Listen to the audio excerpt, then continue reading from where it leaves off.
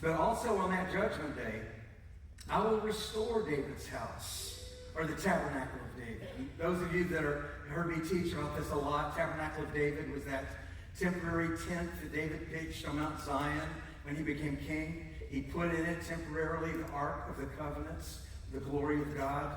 He instituted 24-hour worship with orchestras and choirs and songwriters. They did that for years during David's reign. The Tabernacle of David is a picture of the last day Church of Jesus Christ.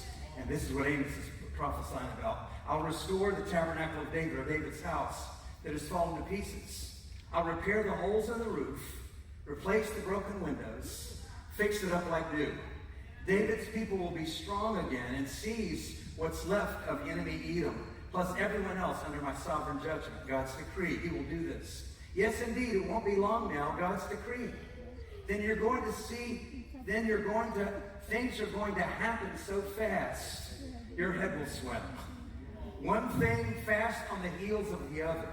You won't be able to keep up.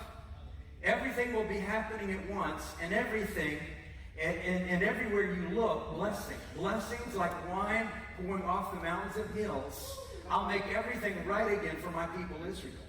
They'll rebuild their ruins. They'll plant vineyards and drink good wine. They'll work the gardens and eat fresh vegetables. And I'll plant them on their own land. They'll never again be uprooted from the land I've given them. God, your God, says so. See, we hear in Amos prophesying is intermingling. And it's the way the prophets were. They would intermingle things that would be happening simultaneously. And we see it right before our eyes. We've seen the nation of Israel in this last generation, 1948, become a nation again. They were gone for 2,000 years. Now they're back in their land. They're fighting for their existence, but in the midst of it, God is preparing his people, the sons and daughters, biological sons and daughters of Abraham, for a revival in the last days. That's what this is all about.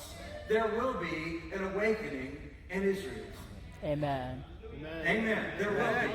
Amos is describing. He's talking about it.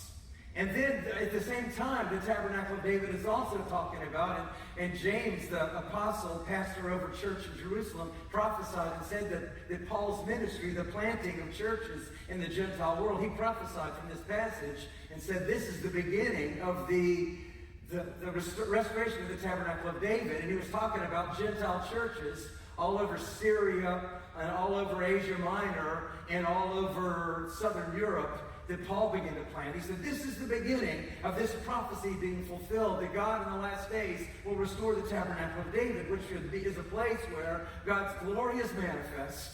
Somebody say amen. Amen. Where you come into church and the main feature is the presence of God. Amen. The restoration of the Tabernacle of David. It's happening. It will happen in a huge way, and preparing for the Lord to return. And he says things will happen so fast. There will be unprecedented.